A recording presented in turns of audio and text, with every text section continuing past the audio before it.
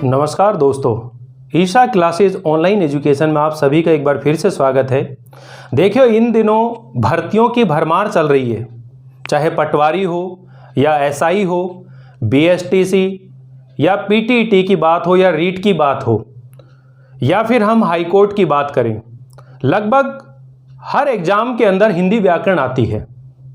आप सभी साथियों को ध्यान में रखते हुए मैं आज से हिंदी व्याकरण का जो कंप्लीट कोर्स है मेरे इस YouTube चैनल के ऊपर लेकर आ रहा हूँ।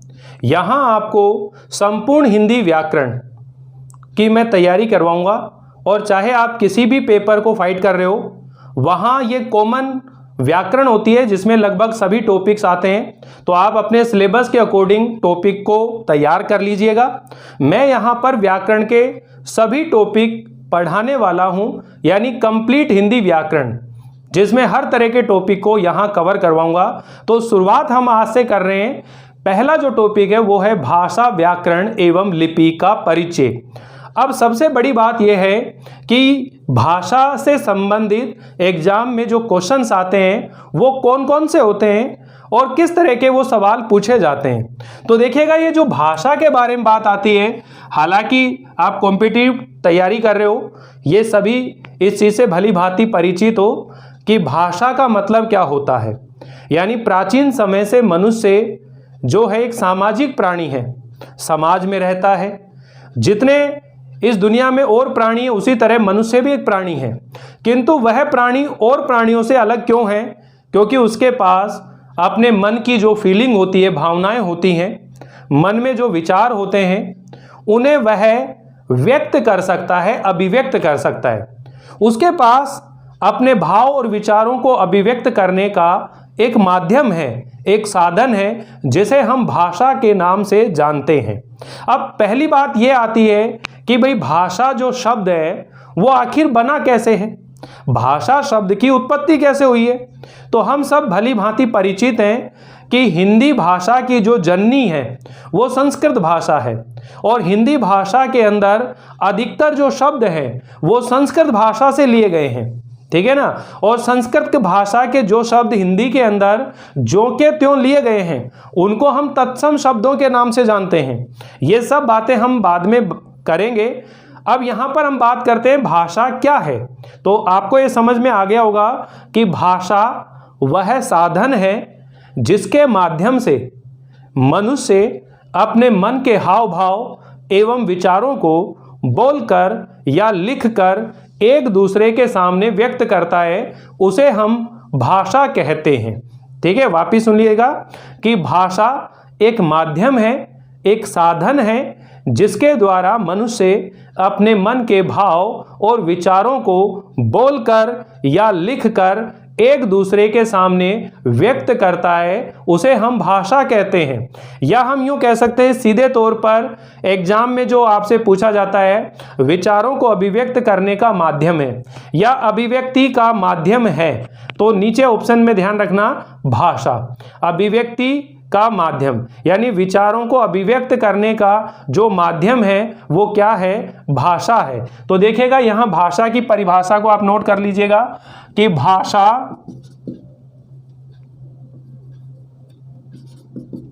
वह माध्यम है जिसके द्वारा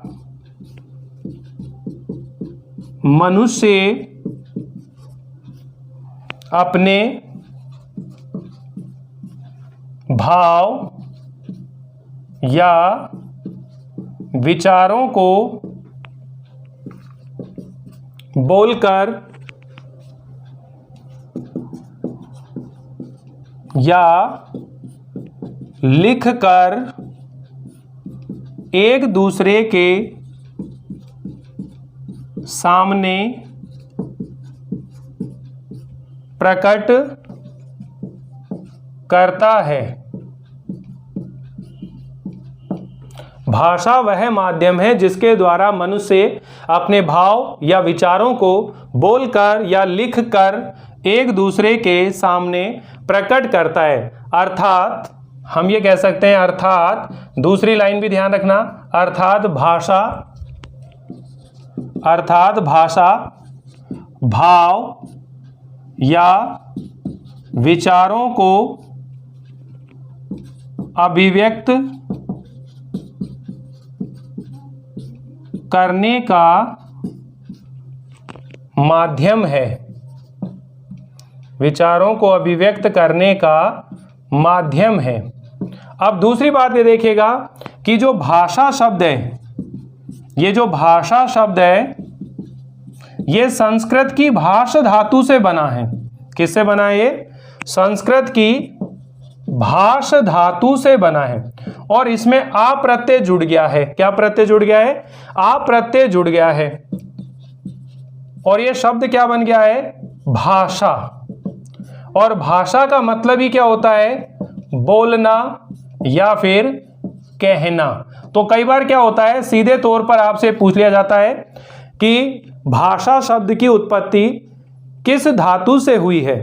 तो भाषा शब्द की उत्पत्ति संस्कृत की भाष धातु से हुई है, जिसमें आ प्रत्यय जुड़ने से भाषा शब्द बना है और इसका शाब्दिक अर्थ होता है बोलना या कहना। अर्थात भाषा एक माध्यम है जिसके द्वारा मनुष्य अपने भाव और विचारों को बोलकर या लिखकर एक दूसरे के सामने प्रकट करता है। उसे हम भाषा कहते हैं। भाषा भाव और विचारों को अभिव्यक्त करने का माध्यम है। फिर सेकंड देखिएगा, दूसरा जो बिंदु आता है वह होता है व्याकरण। अब देखिए यहाँ चूंकि आप एसआई की भी तैयारी कर रहे हो और पटवार की भी तैयारी कर रहे हो और कुछ स्टूडेंट ऐसे हैं जो ग्राम सेवक की तैयारी करते हैं, ठीक है, और अभी जो लेटेस्ट एग्जाम चल रहे हैं पीटीटी बीएसटीसी का एग्जाम चल रखा है। हालांकि बीएसटीसी पीटीटी के जो विद्यार्थी हैं उनके अंदर ये वर्णमाला का जो टॉपिक है ये है नहीं है, लेकिन एक बेस बनाने के लिए जरूरी है कि ये सब चीजें आपको समझ में आए और इसी के साथ साथ हमें वो बातें भी जाननी पड़ेंगी, यानी कि अशुद्धियों को दूर कैसे किया जा सकते हैं। तो जो अशुद्धि संशोधन का टॉपिक आएगा वो यहीं से आप लोग सीखते हुए चलें, क्योंकि सबसे टफ टॉपिक अगर माना जाता है अशुद्धि संशोधन, क्योंकि उसमें सारी व्याकरण, पूरी व्याकरण का ज्ञान आपके पास होना जरूरी होता है। तो ये देखिएगा, आगे हम बात करते हैं कि जो भाषा है ये इसके 3 रूपों में हम पहचान सकते हैं। यानी भाषा को हम ये कह सकते हैं कि एक राजभाषा होती है, एक राष्ट्रभाषा होती है और एक मातृभाषा होती है। यानी भाषा के ये 3 प्रकार हम लोग पढ़ेंगे। अगर हम बात करें भाषा के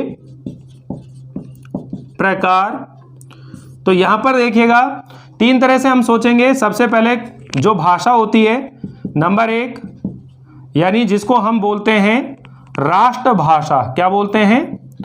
राष्ट्रभाषा। दूसरे नंबर पर राजभाषा और तीसरे नंबर पर हम बात करें तो वह होती है हमारी मातृभाषा। कौन सी होती है? मातृभाषा। अब देखिएगा, सबसे पहली बात हम करते हैं कि भाई राष्ट्रभाषा का मतलब क्या होता है। राष्ट्रभाषा वह भाषा होती है जो देश में एक बड़े जन समूह के द्वारा बोली जाती है या समझी जाती है, साथ ही उसे उस देश के संविधान में राष्ट्रभाषा होने का दर्जा प्राप्त है। तो यहाँ पर देखिएगा, हमारी जो हिंदी भाषा है वो क्या है? राष्ट्रभाषा है। यानी वह भाषा जो देश में एक बड़े जन समूह के द्वारा बोली जाती है, जिसे संविधान में भाषा होने का दर्जा प्राप्त है, उसे हम क्या कहते हैं? राष्ट्रभाषा। एक होती है राजभाषा। एक क्या होती है? राजभाषा। राजभाषा का मतलब होता है वह भाषा जिसमें प्रशासनिक कार्य किए जाते हैं। प्रशासन के कार्य जिस भाषा में किए जाते हैं वह राजभाषा कहलाती है। यानी हमारे कोर्ट कचहरी में जो भाषा का प्रयोग किया जा रहा है, प्रशासन के किसी कार्य योजना को क्रियान्वित करने के लिए जिस भाषा का प्रयोग किया जा रहा है, तो वह क्या कहलाती है? राजभाषा कहलाती है। अब हमारे देश में देखिएगा, समय समय पर बहुत आक्रमण हुए हैं। कभी यहाँ मुगल आए हैं, कभी अंग्रेज आए हैं। तो जब वो यहाँ पर शासन करते थे तो वह अपनी खुद की लैंग्वेज को राजभाषा के रूप में प्रयोग में लेते थे, ठीक है ना। और उस समय राजभाषा अलग रही है, किंतु जब देश आज़ाद हुआ है तो उसके बाद में हमारी जो हिंदी भाषा है ये राजभाषा के रूप में जानी जाती है। और जब हम साउथ की तरफ जाते हैं तो वहाँ हिंदी और अंग्रेजी दोनों भाषाओं को राजभाषा के रूप में उपयोग में लिया जाता है। तो कुल मिलाकर के राजभाषा। और तीसरे नंबर की होती है मातृभाषा। मातृभाषा का मतलब ये होता है कि वह भाषा जिसे बालक पहली बार अपनी माँ से सीखता है उसे हम कहते हैं मातृभाषा। मातृ का मतलब ही क्या होता है, माता। अर्थात बालक अपनी माँ से जिस भाषा को सीखता है वही उसकी मातृभाषा होती है। अब देखिएगा, जो मम्मी होती है यानी माता होती है हमारी, वो अलग अलग एरिया से, कोई गुजरात से है, कोई पंजाब से है, कोई हरियाणा से है, कोई राजस्थान से है, ठीक है। तो वहाँ की लैंग्वेज वह अपने बच्चे को सिखा देती है, ऑटोमेटिकली आ भी जाती है क्योंकि घर के अंदर वो माहौल होता है। तो बालक अपनी माँ से जो भाषा सीख रहा है वह उसकी क्या होती है, मातृभाषा होती है। तो ये 3 तरह भाषा होती है। इसी के साथ साथ आपको 3 रूप और समझने हैं कि भाषा के रूप, अपन यूँ कह सकते हैं भाषा के रूप। तो रूप या प्रकार एक ही चीज होती है, ध्यान रखिए। तो यहां पर ध्यान रखें, एक तो भाषा होती है, एक होती है लिखित भाषा। कौन सी होती है, लिखित भाषा होती है। और एक होती है जिसे हम कहते हैं मौखिक भाषा। क्या बोलते हैं, मौखिक भाषा। और एक तीसरे नंबर पर होती है जिसको सांकेतिक भाषा बोलते हैं। क्या बोलते हैं, सांकेतिक भाषा, ठीक है। ये 3 तरह की भाषाएं होती हैं। अगर आपसे पूछा जाए भाषा के रूप या प्रकार तो ये 3 हो गए, लिखित भाषा, मौखिक भाषा और सांकेतिक भाषा। तो देखिएगा, भाषा, लिखित भाषा के बारे में बात कर रहे हैं। तो लिखित भाषा कौन सी होती है, जिसे हम लिख करके व्यक्त करते हैं। यानी कि मेल बात क्या है, मन के भाव और विचारों की बात हो रही है। जब हम अपने मन के भाव या विचारों को लिख करके व्यक्त करते हैं तो वह भाषा का कौन सा रूप कहलाता है, लिखित भाषा कहलाती है। क्या कहलाती है वो, लिखित भाषा कहलाती है। यानी कि जब मन के भाव और विचारों को लिख कर व्यक्त करते हैं तो उसे हम लिखित भाषा कहते हैं। अब देखिए, आपसे पूछा जाएगा लिखित भाषा का उदाहरण कौन सा है, तो आपको ये मालूम होना चाहिए कि हमारी जो बुक्स हैं यानी जो पुस्तकें हैं, जो न्यूज़पेपर हैं, ये सब क्या हैं, ये लिखित भाषा के रूप हैं। ये किसके हैं, लिखित भाषा के रूप हैं। इसी तरह अगर आपसे पूछा जाए भाई मौखिक भाषा, तो मौखिक भाषा का मतलब क्या होता है भाई, कि भाव और विचारों को जब हम बोल करके व्यक्त करते हैं तो वह भाषा का मौखिक रूप कहलाता है। क्या कहलाता है, वह भाषा का मौखिक रूप कहलाता है। वापिस सुन लीजिए, जब हम भाव और विचारों को लिख करके व्यक्त करते हैं तो उसे भाषा का लिखित रूप कहते हैं। और जब भाव और विचारों को बोल करके व्यक्त करते हैं तो उसे भाषा का मौखिक रूप कहते हैं, ठीक है। और सांकेतिक भाषा कौन सी होती है, कि जब भाव और विचारों को किसी संकेत के माध्यम से व्यक्त करते हैं तो वह सांकेतिक भाषा होती है। आपने बहुत सारे साइन बोर्ड लगे हुए देखे होंगे। क्या देखे होंगे, साइन बोर्ड। आपने ट्रैफिक पुलिस वाले को भी इशारे करते हुए देखा होगा। तो वो किस भाषा में बात कर रहा है, वह सांकेतिक भाषा में बात कर रहा है। किस में कर रहा है, सांकेतिक भाषा में बात कर रहा है। तो आप ध्यान रखिएगा, यहां आपसे पूछा जाए कि भाई भाषा के कितने रूप होते हैं, तो भाषा के 3 रूप होते हैं। एक लिखित रूप होता है, एक मौखिक रूप होता है और एक सांकेतिक रूप होता है। यानी लिखित भाषा, मौखिक भाषा और सांकेतिक भाषा। इसमें आपको मालूम होना चाहिए कि जब हम अपने मन के भाव और विचारों को लिख करके व्यक्त करते हैं तो वह भाषा का लिखित रूप कहलाता है। और जब हम भाव और विचारों को बोल करके व्यक्त करते हैं तो वह भाषा का मौखिक रूप कहलाता है। और जब हम अपने भाव और विचारों को संकेत या इशारे के माध्यम से व्यक्त कर रहे हैं तो वह भाषा का सांकेतिक रूप होता है। तो इस तरह से यहाँ हम लोगों ने एक जर्नल जानकारी ली है। यहाँ से जो क्वेश्चन बनेगा वो ये बनेगा कि एक तो भाषा शब्द की उत्पत्ति किससे हुई है, एक आपसे ये कह सकते हैं भाव और विचारों का विनिमय करने का साधन क्या है, विनिमय शब्द आता है। विनिमय का मतलब क्या होता है, लेन देन, यानी किसी के द्वारा कही गई बात को ग्रहण करना और अपने द्वारा कही गई बात को दूसरे के पास पहुंचाना, ये क्या कहलाता है, विनिमय कहलाता है। क्या कहलाता है, तो आप ध्यान रखने ना कि भाव विचारों का विनिमय का साधन है भाषा। क्या है, भाषा है। भाषा के कितने रूप होते हैं, 3 रूप होते हैं, लिखित भाषा, मौखिक भाषा, सांकेतिक भाषा। ठीक है, और यहां पर भी भाषा के प्रकारों की बात हो रही है, राष्ट्रभाषा, राजभाषा और मातृभाषा। ये एग्जाम में नहीं पूछे जाते हैं, एग्जाम में ये वाली बात पूछी जाती है, ये जरूर ध्यान रख लेना। जब आपसे पूछा जाए भाषा कितने प्रकार की होती है, तो आपने बताना है 3 प्रकार की होती है, लिखित भाषा, मौखिक भाषा और सांकेतिक भाषा। तो एक बार आप इसका स्क्रीनशॉट ले लीजिए। फिर हम सेकंड टॉपिक पर बात करेंगे व्याकरण के बारे में कि व्याकरण क्या होती है। फिर हम बात करेंगे लिपि के बारे में, लिपि क्या होती है। तो एक अच्छा सा स्क्रीनशॉट आप लोग ले लीजिए। तो चलिए देखिए, अब सेकंड नंबर पर हम बात करेंगे व्याकरण के बारे में। किसके बारे में बात करेंगे, व्याकरण के बारे में बात करते हैं। देखिए, आपसे पूछा जाए भाई व्याकरण क्या है, बहुत ही आसानी से आप ये चीजें समझ जाओगे।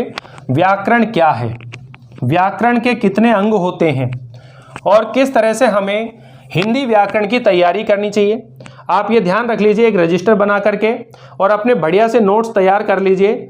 कोई सा भी एग्जाम हो जिसमें हिंदी व्याकरण आती हो, आपने यहाँ जो पढ़ोगे उससे बाहर बहुत ही कम संभावना रहेगी कोई प्रश्न बाहर जाएगा, क्योंकि पहले मैं आपका कंसेप्ट क्लियर करवा रहा हूँ और उसके बाद इसमें से, इस टॉपिक में से जितने भी संभावित प्रश्न बनेंगे वो प्रश्न मैं आप लोगों के सामने रखूंगा। तो एक एक टॉपिक आप लोगों का क्लियर होता हुआ चलेगा। तो चलिए देखते हैं, दूसरे नंबर पर व्याकरण के बारे में बात करते हैं। किसके बारे में बात करते हैं, व्याकरण। तो देखिए, ये व्याकरण क्या है भाई, एक रचना है, या यूं कह सकते हैं एक पुस्तक है, या यूं कह सकते हैं कि एक ग्रंथ है, या यूं कह सकते हैं कृति है। ये कोई भी जो आपको अच्छा लगे वो शब्द याद रख सकते हैं, या एक शास्त्र है। ठीक है ना। और इस रचना या इस पुस्तक के अंदर भाषा के शुद्ध रूप को जानने के, भाषा के शुद्ध रूप को जानने के नियम एवं सिद्धांत लिखे होते हैं। नियम एवं सिद्धांत लिखे होते हैं।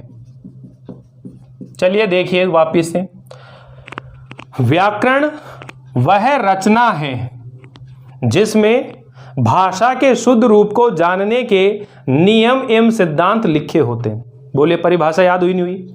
व्याकरण एक रचना है जिसमें भाषा के शुद्ध रूप को जानने के नियम एवं सिद्धांत लिखे रहते हैं। यानी किसी भी भाषा के शुद्ध रूप को जानने के लिए यह जरूरी है उस भाषा का जो व्याकरण है उसका ज्ञान होना चाहिए। अब हम लोग देखते हैं कि जब हम लोग पढ़ते हैं तो हिंदी भाषा को बहुत ही आसान लैंग्वेज समझ करके और बहुत ही कम उसमें ध्यान देते हैं, जबकि आप ध्यान रखिएगा हम लोग जो बोल रहे हैं वो क्या होती है, केवल बोली होती है।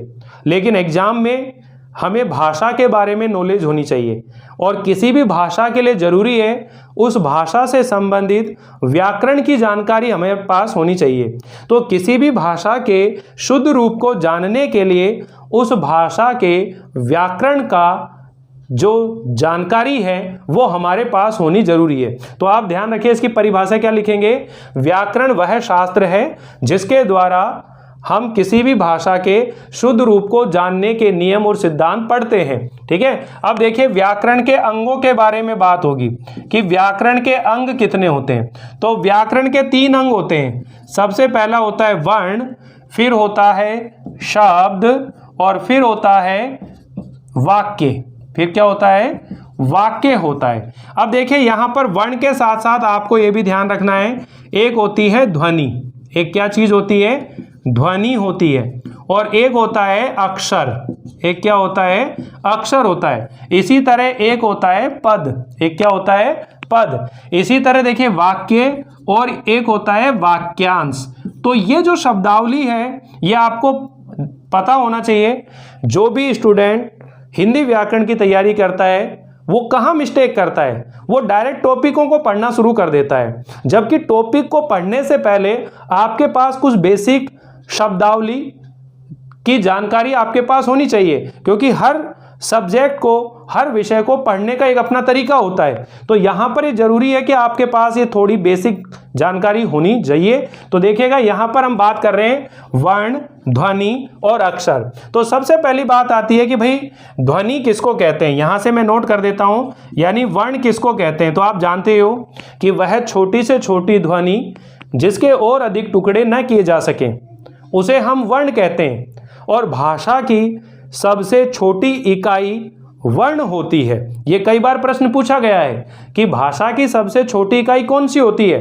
तो आप ध्यान रखिएगा कि जो भी भाषा है वो इन तीन चीजों से मिलकर बनी है, वर्ण, शब्द और वाक्य। तो इस भाषा की सबसे छोटी इकाई कौन सी होगी? वर्ण होगी। अगर आपसे पूछा जाए परिभाषा, हालांकि आज तक आई नहीं है, फिर भी आप ध्यान रखें, वह छोटी से छोटी ध्वनि जिसके और अधिक टुकड़े न किए जा सके उसे हम वर्ण कहते हैं। क्या कहते हैं? उसको वर्ण कहते हैं। तो यहां पर मैं नोट कर देता हूं, वह छोटी से छोटी ध्वनि जिसके और अधिक टुकड़े न किए जा सकें उसे वर्ण कहते हैं। उसे क्या कहते हैं? वर्ण कहते हैं। वह छोटी से छोटी ध्वनि जिसके और अधिक टुकड़े न किए जा सकें उसे वर्ण कहते हैं। फिर आता है भाई ध्वनि के बारे में। ध्वनि का मतलब क्या होता है? वर्णों का मौखिक उच्चारण ध्वनि कहलाता है। वर्णों का मौखिक उच्चारण, ध्यान रखिएगा, वर्णों का मौखिक उच्चारण ध्वनि कहलाता है। वर्णों का मौखिक उच्चारण क्या कहलाता है? ध्वनि कहलाता है। और एक चीज होती है अक्षर। तो एक से अधिक, क्या बोलते हैं इसमें? एक से अधिक वर्णों का ध्वनि समूह अक्षर कहलाता है। तो ये तीन परिभाषाएं आपको माइंड में रखनी है। एग्जाम के अंदर आपसे क्वेश्चन पूछा जाएगा। क्वेश्चन क्या रहेगा भाई? ये रहेगा कि भाषा की सबसे छोटी इकाई होती है। ठीक है, सबसे छोटी इकाई होती है। और ऑप्शन इसके अंदर मिलेंगे, तीनों ऑप्शन मिलेंगे। ए पे मिलेगा वर्ण, बी पर मिलेगा ध्वनि, सी पर मिलेगा अक्षर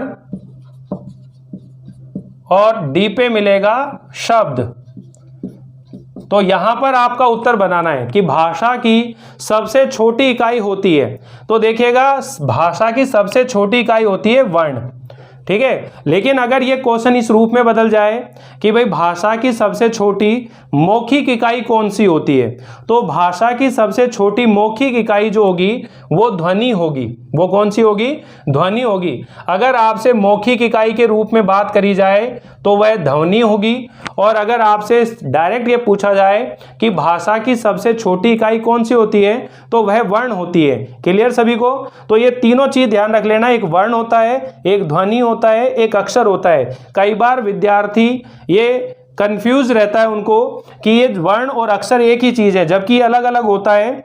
अक्षर का मतलब होता है एक से अधिक वर्णों का ध्वनि समूह, और ये क्या होते हैं बच्चों? ये द्विअक्षर होते हैं, त्रिअक्षर होते हैं। जैसे आम है, ये द्विअक्षर हो गया। ऐसे मैंने लिखा स्नान, ये त्रिअक्षर हो गया। तो कहने का मतलब है कि एक से अधिक वर्णों का ध्वनि समूह जिसे एक झटके से उच्चारित किया जाता है तो उसे हम क्या कहते हैं, अक्षर कहते हैं। तो तीनों अगर ऑप्शन में मिलते हैं और क्वेश्चन ये आता है कि भाषा की सबसे छोटी इकाई होती है तो उसका उत्तर आएगा वर्ण। भाषा की सबसे छोटी मौखिक इकाई के बारे में पूछें तो ध्वनि आएगा। अक्षर का जो जवाब है वो कभी आपको नहीं बताना है, ना पूछा जाता है, ठीक है। तो एक तो चीज ये नोट कर लेना। फिर बात आती है कि शब्द और पद में क्या अंतर है भाई। एक शब्द है और एक पद है, तो आपने बताना है वर्णों का सार्थक समूह क्या कहलाता है, शब्द कहलाता है। वर्णों का सार्थक समूह क्या कहलाता है, शब्द कहलाता है। यहां पर मैं नोट कर देता हूं, वर्णों का सार्थक समूह शब्द कहलाता है। इनमें कोई क्वेश्चन नहीं है, सिर्फ जानकारी ध्यान रखना भाई। वर्णों का सार्थक समूह शब्द कहलाता है। अब शब्द और वर्ण में इसमें शब्द और पद में क्या अंतर है, ध्यान रखें कि जैसे मान लीजिए मैंने कोई शब्द बोला, बालक, राम, श्याम, तो एक बार स्क्रीनशॉट लो इसका, मैं मिटा रहा हूं इसको, फिर मैं आगे नोट करूंगा भाई इसमें। चलिए देखिए, इनको मैं यहां से हटा देता हूं, यहां स्पेस हो जाएगा थोड़ा, ताकि हम इस चीज को समझ सकें।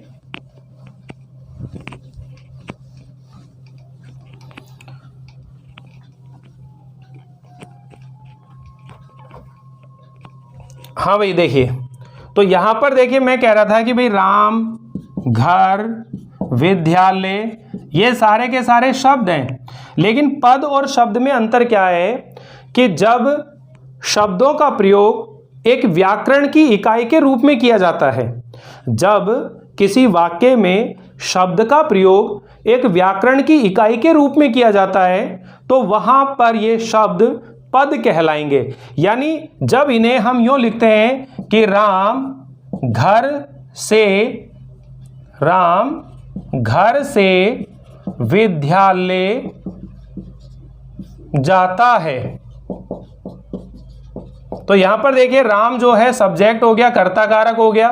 कहां जाना चाह रहा है, विद्यालय, ये अधिकरण कारक हो गया, ठीक है। और कहां से अलग हुआ है, घर से, तो ये अपादान कारक हो गया। और ये क्या कहलाएगी, क्रिया कहलाएगी। तो इस तरह से इनका एक व्याकरण का रूप दे दिया गया है। तो जब किसी वाक्य के अंदर शब्दों का प्रयोग एक व्याकरण की इकाई के रूप में किया जाता है तो वे पद कहलाते हैं, ठीक है ना। वर्णों का सार्थक समूह शब्द कहलाता है। पद का मतलब क्या होता है कि पद का मतलब हो गया जब किसी वाक्य में शब्दों का प्रयोग एक व्याकरण की इकाई के रूप में किया जाता है तो उसे पद कहते हैं। तो उसे क्या कहते हैं, पद कहते हैं। कि जब किसी वाक्य में शब्दों का प्रयोग एक व्याकरण की इकाई के रूप में किया जाता है तो उसे हम क्या कहते हैं, पद कहते हैं। तो ये शब्द और पद का अंतर हुआ। फिर बात आती है भाई वाक्य और वाक्यांश में क्या अंतर है। तो वाक्य और वाक्यांश में अंतर ये है, अब देखिएगा जब वाक्य की परिभाषा लिखेंगे, जैसे एक वाक्य है ये, तो वाक्य की जब परिभाषा लिखेंगे तो शब्द का प्रयोग नहीं करेंगे बल्कि क्या लिखेंगे, पद। यानी विभिन्न पदों के सार्थक समूह को वाक्य कहते हैं। वाक्य की परिभाषा जब नोट करेंगे तो क्या लिखेंगे, विभिन्न पदों के सार्थक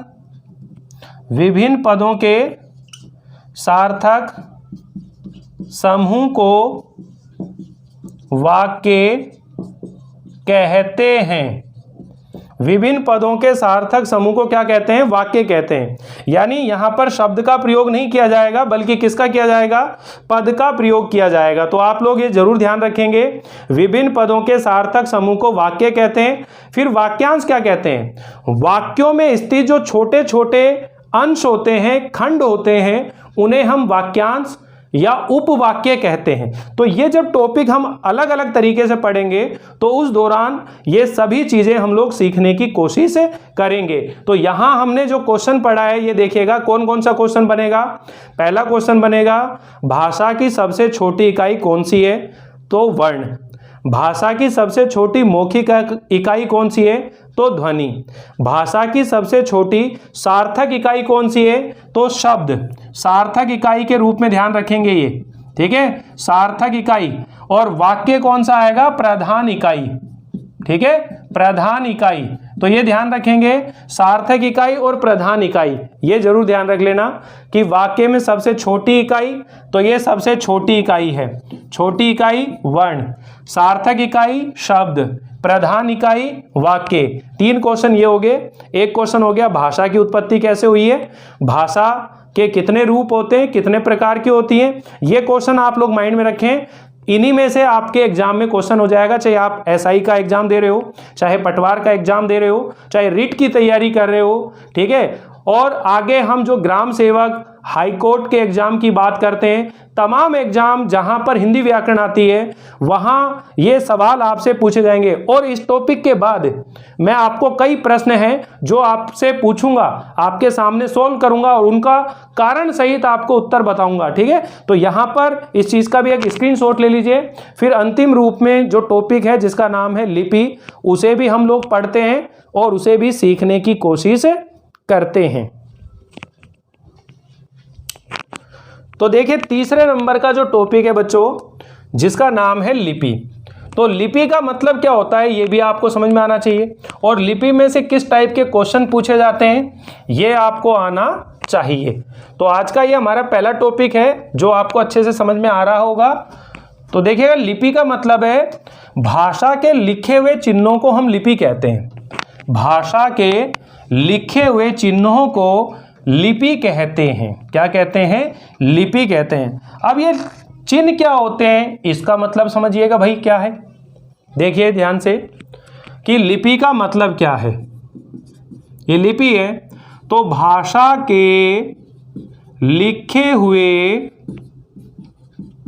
प्रतीक चिन्हों को, भाषा के लिखे हुए प्रतीक चिन्हों को लिपि कहते हैं। भाषा के लिखे हुए, भाषा के लिखे हुए प्रतीक चिन्हों को लिपि कहते हैं। अब देखिएगा प्रतीक चिन्ह क्या होते हैं, जैसे मान लीजिए हम लोग लिख रहे हैं ए, आ, ई, यानी जो भी वर्णमाला है तो ये हमने चिन्ह बना रखे हैं।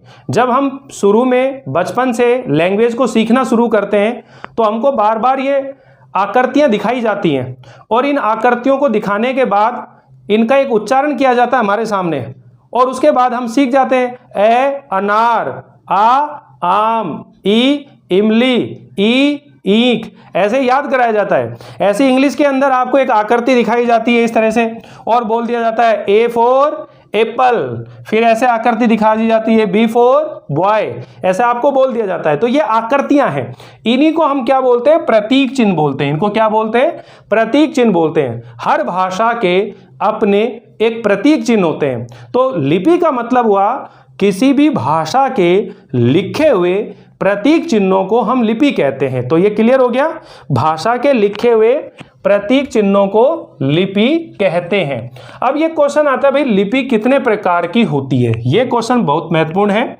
लिपि के प्रकार, लिपि के प्रकार, तो आपने ध्यान रखना है कि जो लिपि है वो 3 प्रकार की होती है। लिपि कितने प्रकार की होती है, लिपि 3 प्रकार की होती है। और ये 3 प्रकार कौन कौन से होते हैं, सबसे पहले नंबर पर देखिएगा यह होती है ब्राह्मी लिपि। कौन सी लिपि होती है, ब्राह्मी लिपि होती है। दूसरे नंबर पर अगर हम बात करें तो वह खरोष्टी लिपि होती है। कौन सी होती है, खरोष्टी लिपि होती है। और अगर हम तीसरे नंबर की बात करें तो वह अरामेइक लिपि होती है। ठीक है ना, ब्राह्मी लिपि, खरोष्टी लिपि और अरामेइक लिपि। इन तीनों का अंतर क्या है भाई, देखिएगा, जैसे ये हमारे कॉपी का पेज होता है तो ये जो हिस्सा होता है इसको बायां बोलते हैं उल्टा हाथ से, और ये वाला जो भाग होता है इसको दाहिना बोलते हैं।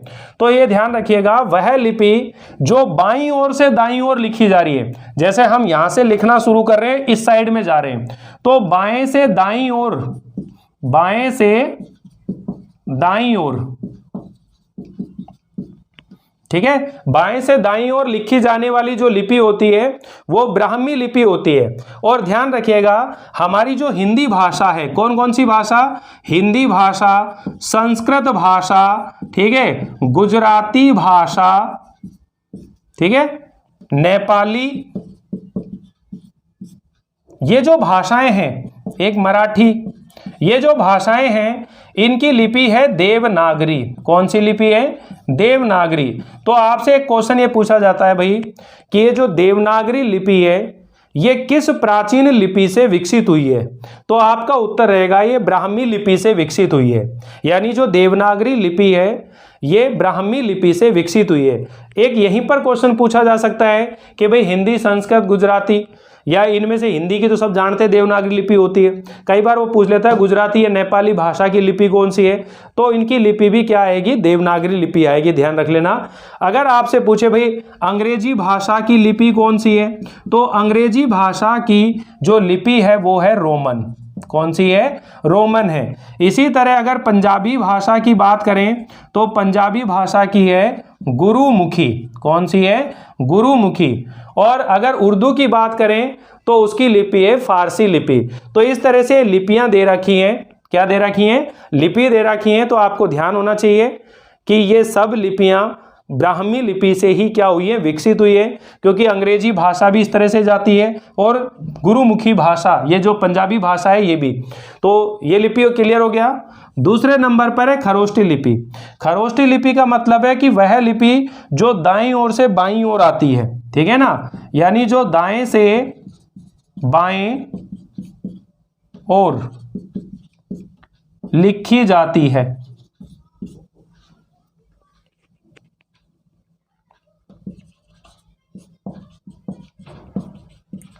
तो यहां पर देखिएगा, ये जो ऐसा अपन बनाते हैं अलिफ, बे, पे, इस तरह से ये उर्दू वाली जो लैंग्वेज चलती है, यानी इस तरह से अपन बात करते हैं तो खरोष्टी लिपि होती है। ये कौन सी होती है, ये खरोष्टी लिपि होती है। तो यहाँ पर आपसे पूछा जाएगा भाई उर्दू जो भाषा है उसकी लिपि कौन सी है, तो जो उर्दू है तो उर्दू की कौन सी है, फारसी लिपि है। कौन सी है, फारसी लिपि है। इसी तरह अरामेइक लिपि होती है। तीसरे नंबर पे कौन सी होती है, अरामेइक लिपि होती है, यानी वह लिपि जो ऊपर से नीचे की तरफ लिखी जाती है, ठीक है, अरामेइक लिपि, ठीक है। अरामेइक लिपि जो है ये लिख रखी है तो इसका मतलब है ऊपर से नीचे की ओर, ठीक है, ऊपर से नीचे की ओर, ठीक है, यूं लिखी जाएगी ऊपर से नीचे की ओर। तो ये कैसे रहते हैं, जैसे यूं बना देते हैं झंडे से, आपने कई बार चाइना के प्रोडक्ट में इस तरह से देखा होगा, इस तरह से लगे रहते। तो ये क्या कहलाते हैं, ये अरामेइक लिपि होती है। तो ध्यान रखिएगा, तीन लिपियां हैं, लिपि के तीन प्रकार हैं, ब्राह्मी लिपि, खरोष्टी लिपि, अरामेइक लिपि। ब्राह्मी लिपि जो बाएं से दाहिनी ओर लिखी जाती है, खरोष्टी लिपि जो दाएं से बाईं ओर लिखी जाती है, अरामेइक लिपि जो ऊपर से नीचे की ओर लिखी जाती है।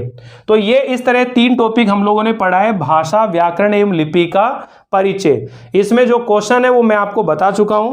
पहले नंबर का क्वेश्चन है, भाषा शब्द की उत्पत्ति संस्कृत की किस धातु से हुई है, भाष धातु से हुई है। भाषा का अर्थ क्या होता है, बोलना या कहना होता है, ठीक है। आगे क्वेश्चन आपसे पूछा जाएगा कि भाषा के कितने रूप होते हैं, तीन रूप होते हैं, लिखित, मौखिक, ठीक है, और सांकेतिक। तीन रूपों में आप ध्यान रखेंगे। फिर हम लोगों ने देखना है कि व्याकरण, व्याकरण के कितने अंग होते हैं, तीन अंग होते हैं, वर्ण, शब्द और वाक्य होते हैं। भाषा में सबसे छोटी इकाई वर्ण होती है, सबसे छोटी सार्थक इकाई शब्द होता है और प्रधान इकाई वाक्य होता है। फिर ध्यान रखना है कि हिंदी भाषा की लिपि देवनागरी है। देवनागरी लिपि किस प्राचीन लिपि से विकसित हुई है? ब्राह्मी लिपि से विकसित हुई है। ये सभी प्रश्न आप लोगों को याद होने चाहिए। ठीक है, तो उम्मीद है आपको ये टॉपिक समझ में आ गया होगा। कल जो नेक्स्ट वीडियो आप लोगों को मिलेगा उसके अंदर हम बात करेंगे वर्णमाला के बारे में, और वर्णमाला को इस रूप में समझने की कोशिश करेंगे जिससे कि शब्दकोश में शब्दों को ढूंढने का उनका जो सही क्रम है वह आप लोगों को समझ में आ सके। क्योंकि एसआई का जो पेपर है, जो पटवार का एग्जाम है, उनके अंदर इस तरह के सवाल पूछे जाते हैं, रीट में भी इस तरह के सवाल पूछ लिए जाते हैं। तो आप लोग यहाँ इस चैनल पर अपनी तैयारी करते रहें। आपको हिंदी व्याकरण कंप्लीट कोर्स आपको करवाया जाएगा। ठीक है, तो जुड़े रहें, बने रहें। अगर आप चैनल पर पहली बार आए तो चैनल को सब्सक्राइब जरूर कर लें ताकि आपको समय पर नोटिफिकेशन मिलता रहे। मिलते हैं अगली बार अगले टॉपिक को लेकर। तब तक के लिए थैंक यू, बाय बाय।